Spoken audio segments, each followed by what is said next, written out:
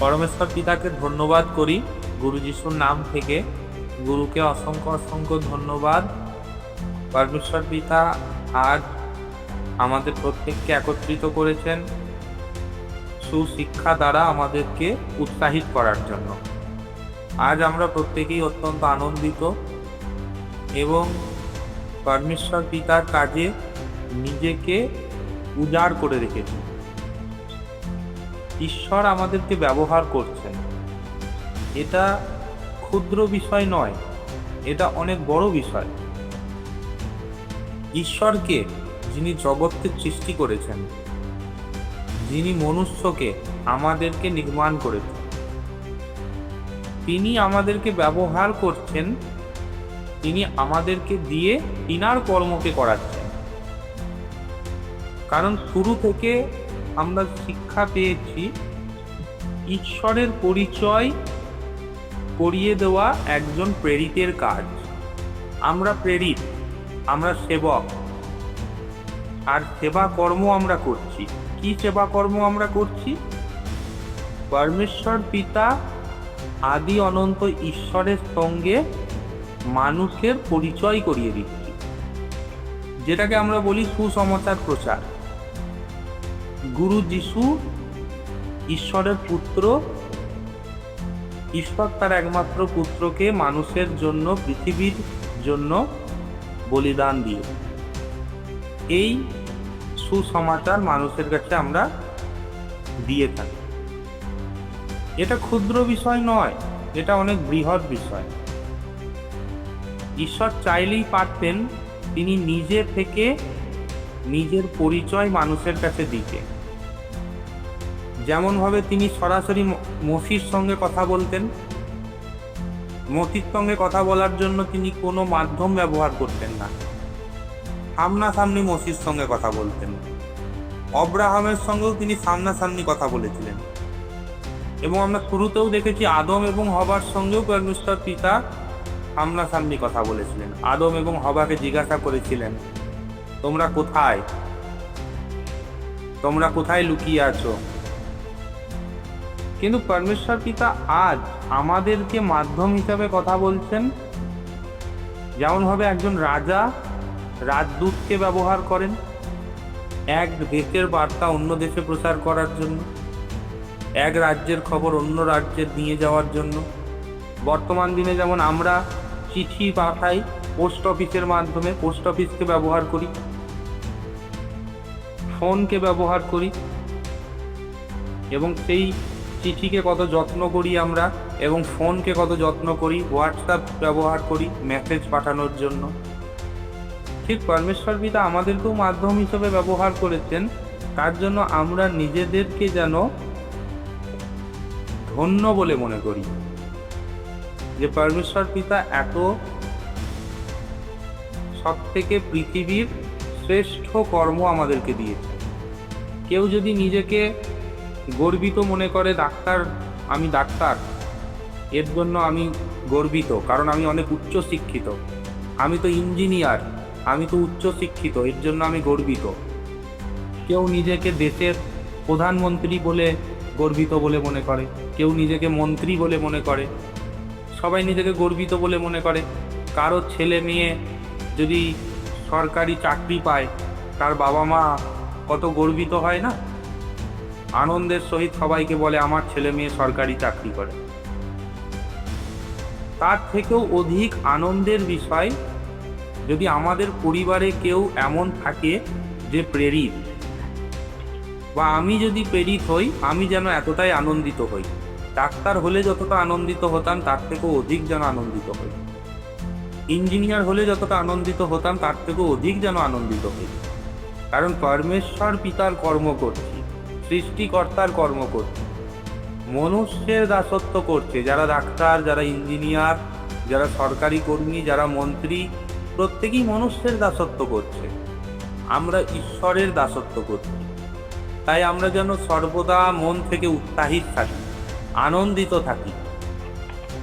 পরমেশ্বর পিতা আমাদেরকে ব্যবহার করছে, আর ঈশ্বর যাকে ব্যবহার করে তার জন্য পরমেশ্বর পিতা এক পুরস্কার রেখেছে। তাই পরমেশ্বর পিতা ভাববাদী হিসাবে এবং প্রেরিত হিসাবে যে আমাদেরকে মনোনীত করেছেন, আমাদের কর্ম একটাই, ঈশ্বরের এই শিক্ষা মানুষের কাছে বলা, ঈশ্বরের সঙ্গে মানুষকে পরিচয় করানো, স্বর্গরাজ্যের বার্তা মানুষের কাছে ঘোষণা করা। এবং গুরু যিশু জগতের পরিত্রাণকর্তা, তিনার নামে উদ্ধার আছে, তিনার নামে পর্বত সরে যায়, তিনার নামে রোগ সুস্থ এবং অভাবমুক্ত জীবন আছে। এর জন্য পরমেশ্বর পিতা আমাদেরকে মনোনীত করেছেন এবং ঈশ্বর পৃথিবীর জন্য ব্যবস্থার যুগকে, ব্যবস্থার দিন শেষ করে অনুগ্রহের দিন প্রকাশ করেছেন। অনুগ্রহের দিন, দয়া, এখন ঈশ্বরের দয়া পাওয়ার সময়, আর এই সময়কে যেন আমরা বৃথা না গ্রহণ করি। এই বার্তা আমরা দেওয়ার জন্য যেন মনকে প্রস্তুত করে রাখি, যে ভগ্ন হৃদয় কে আছে, পরিশ্রান্ত ভারাক্রান্ত কে আছে, অভাবে কে আছে, সমস্যায় কে আছে, সেই ব্যক্তিকে পরমেশ্বর পিতা আপনি আমার কাছে প্রেরণ করুন, আপনি আমার কাছে পাঠান, আমি বলার জন্য প্রস্তুত আছি। কিন্তু কখনো কখনো দেখা যায় আমরা তো পিতার কাছে ইচ্ছা রাখি, আমরা তো পিতার কাছে প্রার্থনা করি যে আমি বলার জন্য প্রস্তুত আছি, কিন্তু শোনার জন্য মানুষ প্রস্তুত নয়। আমি তো পরিচর্যা করার জন্য মণ্ডলী শুরু করেছি, বাড়িতে সৎসঙ্গ শুরু করেছি, কিন্তু পরিচর্যা নেওয়ার জন্য কেউ উপস্থিত হচ্ছে না। প্রত্যেকেই গুরু যিশুর নামে তাড়না করছে, নিন্দা করছে, ঈশ্বরকে গ্রহণ করছে না, তাদের পূর্বপুরুষদের শেখানো ব্যবস্থা অনুসারেই তারা চলছে। এতে দুঃখিত হওয়ার নেই, কারণ শাস্ত্রে, পবিত্র শাস্ত্রে আমরা জির্মীয় বটে একজন ব্যক্তিকে জানি। জির্মীয় পরমেশ্বর পিতার প্রেরিত ছিল, ভাববাদী ছিল, যে ঈশ্বরের কথা মানুষকে বলতো যে আপনারা পরিবর্তন হন, আপনারা মন্দ পথ থেকে সরে আসুন, সৎ পথে চলুন। পরমেশ্বর পিতা আপনাদের জন্য এমন আশীর্বাদ রেখেছেন। ঈশ্বর চায় মানুষ যেন বিনষ্ট না হয়, কিন্তু কোনো মানুষ তার কথা শুনতো না। আজ হয়তো আমরা একদিন প্রার্থনা করি, আর দ্বিতীয় দিন যদি কেউ না আসে আমাদের কাছে, তৃতীয় দিনে আমরা হাল ছেড়ে দিই। কিন্তু জির্মীয় 40 বছর ধরে ঈশ্বরের বাক্য মানুষের কাছে ঘোষণা করত, ঈশ্বরের শিক্ষা মানুষকে দিত, কিন্তু কোনো মানুষ জির্মীয়র কথাই বিশ্বাস করে মন ফেরাত না। 40 বছর ধৈর্য ধরে থাকা কল্পনার বাইরে, আজকের দিনে আমাদের কল্পনার বাইরে।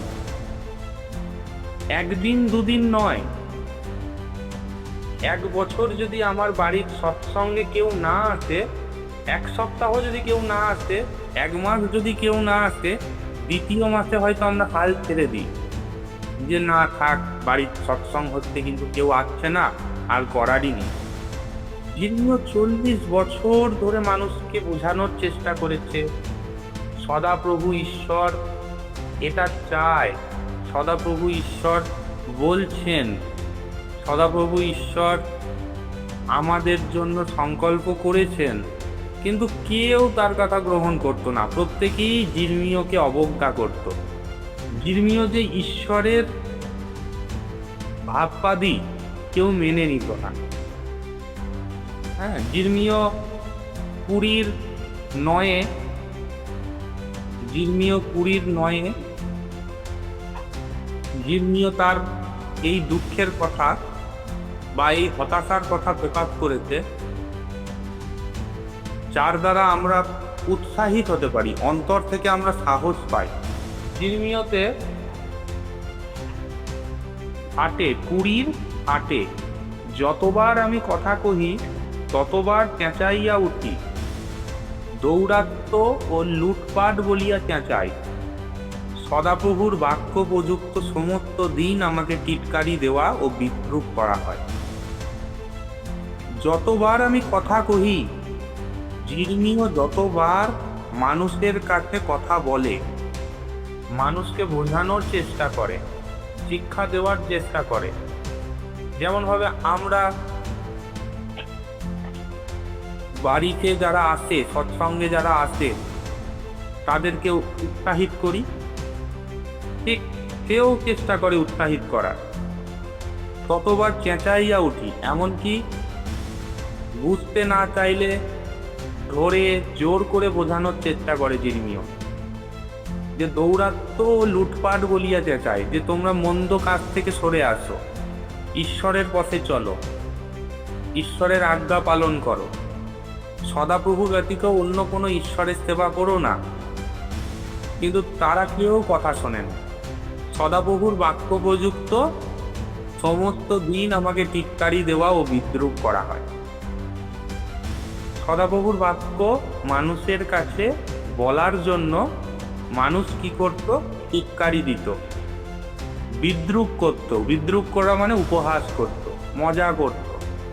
যেমন আজকের দিনে অনেকে ঈশ্বর বিশ্বাসী জনেদেরকে মজা করে, কটু কথা বলে, নিন্দা করে, ধর্ম নিয়ে কথা বলে, জাত নিয়ে কথা বলে, খাওয়া দাওয়া নিয়ে কথা বলে, অর্থ নিয়ে কথা বলে, চরিত্র নিয়ে কথা বলে। তেমনভাবে জিরমিয়কেও বলতো। তখন জিরমিয় মনে মনে রেগে গিয়ে হোক বা হতাশ হয়ে গিয়ে বা হাল ছেড়ে দিয়ে হলেও এক মুহূর্তের জন্য এমন বলতো, যদি বলি তাহার বিষয় আর উল্লেখ করব না। কখনো কখনো মনে হতো জিরমিয়র যে আর তার কথা বলবো না, ঈশ্বরের বাক্য আর কাউকে বোঝাতে যাব না, কারণ অন্যের লাভ দেখাতে গিয়ে কেউ গ্রহণ করছে না। তার থেকে দরকার নেই, নিজের কাজে মনোযোগ দিই। আমি নিজে ঈশ্বরের বিষয় জানতে পেরেছি, নিজে ঈশ্বরকে চিনতে পেরেছি। আমি নিজে তো ঈশ্বরকে ঈশ্বর বলে মানি, যিশুকে গুরু বলে স্বীকার করি, যিশুই উদ্ধারকর্তা, এটা তো মেনে নিয়েছি। আর কেউ যদি না শুনতে চায়, না শুনুক, আমি বলা বন্ধ করে দেব। এমন হয়তো অনেকেই মনে করে যে আমি বলা বন্ধ করে দেবো, আর কাল থেকে ঈশ্বরের বাক্য বলবো না। পাড়ার তো সবাইকেই বললাম ধরে ধরে, কেউ শুনল না। আত্মীয়দের সবাইকেই ধরে ধরে বললাম, কেউ শুনল না। এমনকি বাড়ির লোকদেরকেও বোঝানোর চেষ্টা করলাম, ভাই, কাকা, জেঠু, কিন্তু কেউ তো আমার কথা শুনল না। জিরমিয়র ক্ষেত্রেও এমনটা হতো। জিরমিয়ও বলতো যে আর ঈশ্বরের কথা বলবো না, তার নামে আর কিছুই কহিব না।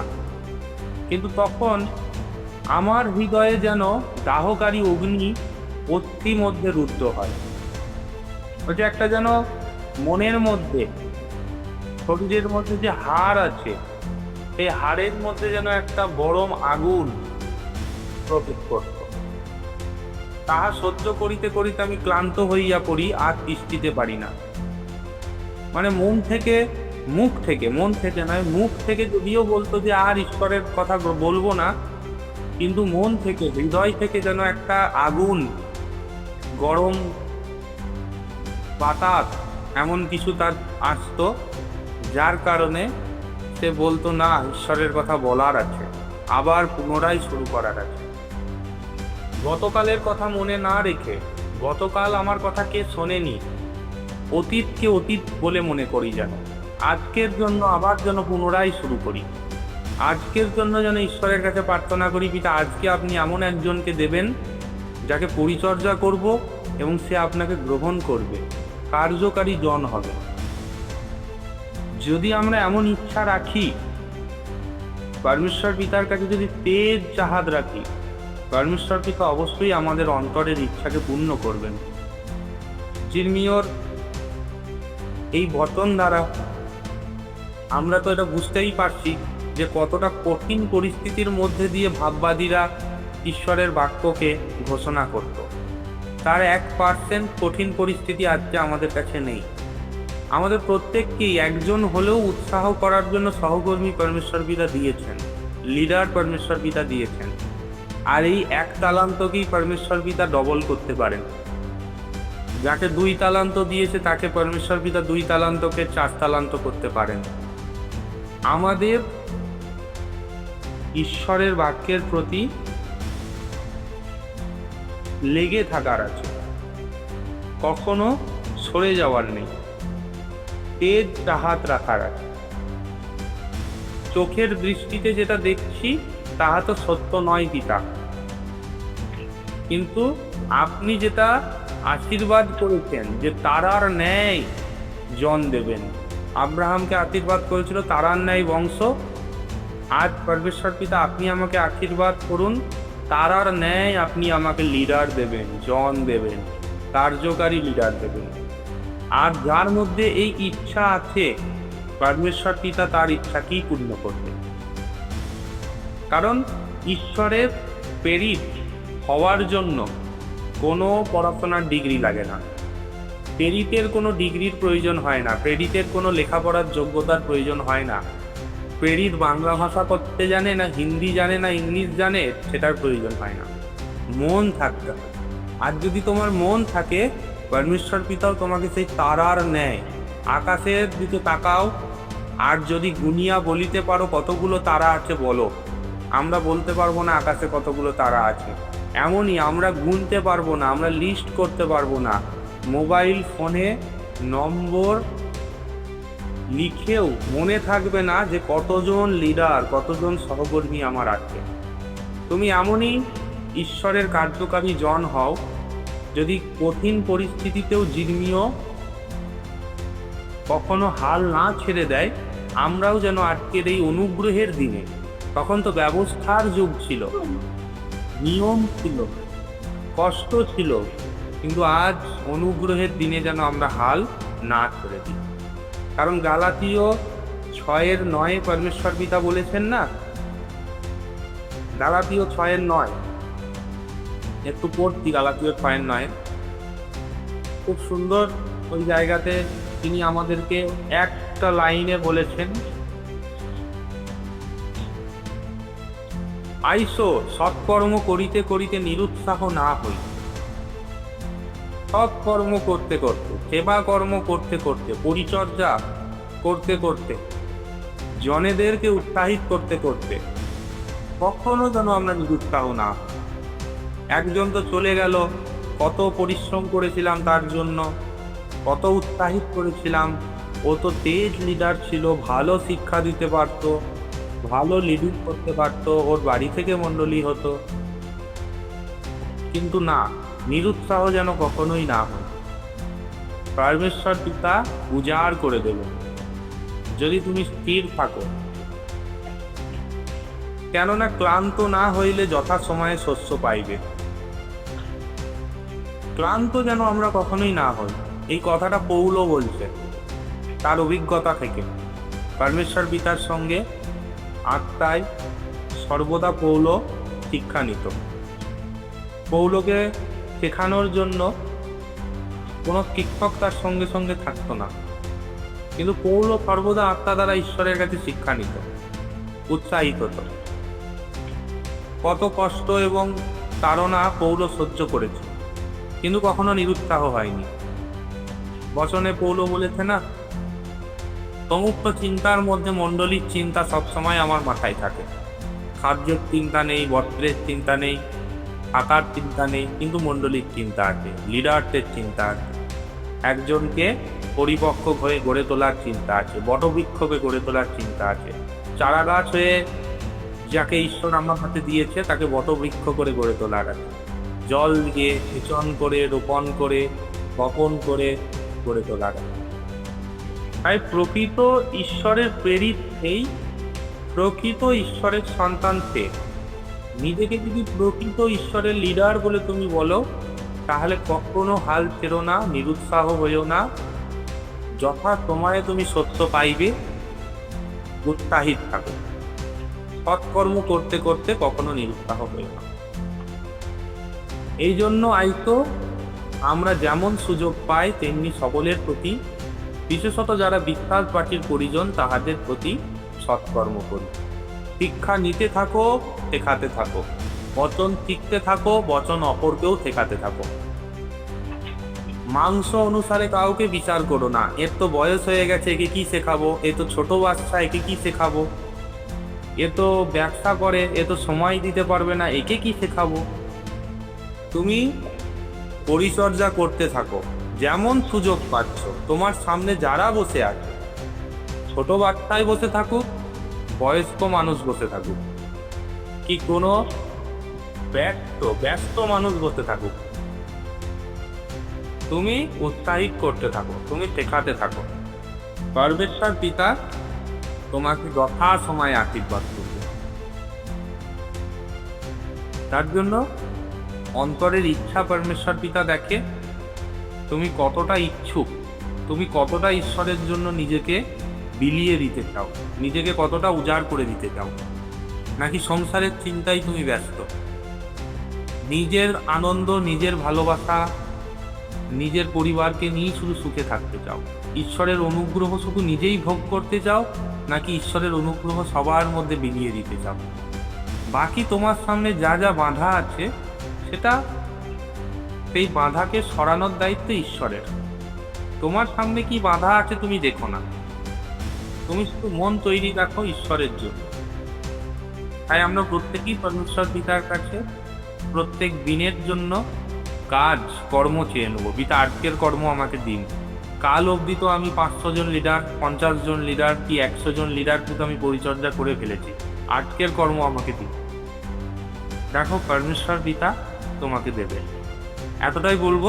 পরমেশ্বর পিতাকে ধন্যবাদ করি গুরু যিশুর নাম থেকে, গুরুকে অসংখ্য ধন্যবাদ এবং উপস্থিত সকলকেই নমস্কার।